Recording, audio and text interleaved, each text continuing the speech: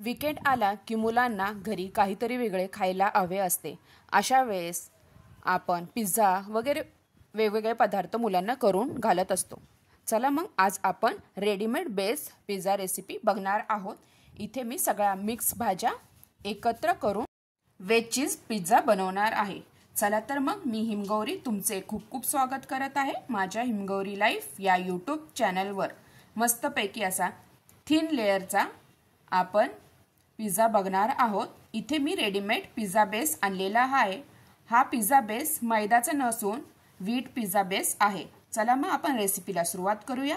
मी इथे टोमॅटो, शिमला मिरची व कांदा इथे बारीक चिरून घेतलेला आहे. इथे आपल्याला सगळे बारीक चिरून घ्यायचे आहे व इथे मी काही कॉर्न उकडलेले घेतलेले आहे. आता हा पिझ्झा बेस आहे, wheat pizza base, whole wheat pizza base आहे. आता एका बाउलमध्ये आपण चिरलेल्या सगळ्या भाज्या ह्या एकत्र करायच्या आहेत. तुमच्याकडे ज्या भाज्या उपलब्ध असतील त्या तुम्ही घेऊ शकता.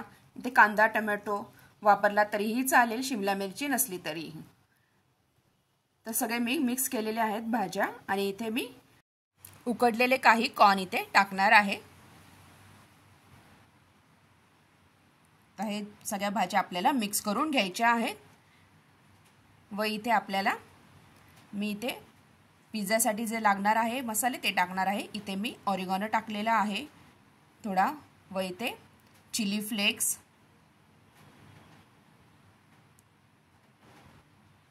चमचाभर एवढे मी चिली फ्लेक्स टाकलेले आहे. तुम्हाला तिखट जसे हवे तसे तुम्ही टाकू शकता किंवा पिझ्झा झाल्यानंतर वरतूनही तुम्ही ऑरिगॅनो, चिली फ्लेक्स टाकू शकता. इथे मी आता थोडेसे मीठ टाकलेले आहे. आता इथे आपल्याला थोडेसे मेयोनीज टाकायचे आहे. तर मेयोनीज टाकल्यानंतर आपल्याला हे सगळं चांगलं मिक्स करून घ्यायचे आहे. चमच्याच्या साहाय्याने हे चांगलं मिक्स करून घेणार आहे जेणेकरून चिली फ्लेक्स, मेयोनीज, ऑरिगॅनो सगळे ह्या भाज्यांमध्ये चांगले मिक्स होईल. आता हे पिझ्झासाठी आपले वेजचं स्टफिंग रेडी झालेले आहे. आता आपल्याला बेसची तयारी करायची आहे. आता जो पिझ्झा बेस आहे रेडीमेड तो प्रथम मी तव्यावर थोडासा बटर लावून एका साइडनी भाजून घेणार आहे. हा व्हीट पिझ्झा आहे. छानपैकी आपल्याला हे तव्यामध्ये थोडासा भाजून घ्यायचा आहे 1-2 मिनिटं.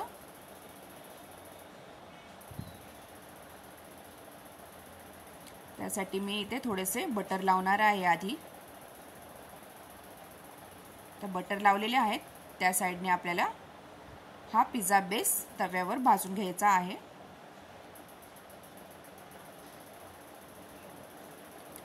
तर मी तव्यावर टाकून एका साइडने हा पिझ्झा बेस चांगला भाजून घेणार आहे.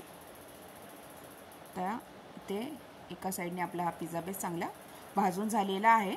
तर तो एका साइडला काढून घ्यायचा आहे प्लेटमध्ये. आता मी ज्या साइडने आपण पिझ्झा बेस भाजला आहे त्या साइडने आपल्याला थोडेसे सॉस लावायचा आहे खाली.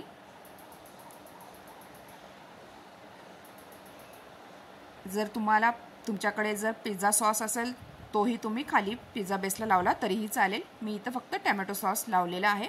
व जे आपण पिझ्झासाठी वेज भाज्यांचे जे स्टफिंग बनवलेले आहे ते आपल्याला सगळीकडनं पूर्ण पसरून लावायचे आहे. आता हे सगळं लावून झालेलं आहे वेजचं आपलं. आता एक चीज क्यूब पूर्ण मी इथे किसून वरतून टाकणार आहे.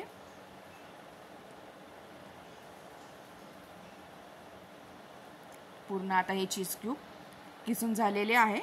आता तव्यावर आपल्याला थोडेसे बटर टाकायचे आहे व जे आपण पिझ्झासाठी हे भाज्या वगैरे टाकून चीज टाकून बनवलेले आहे ते आपल्याला त्या तव्यावर ठेवायचे आहे.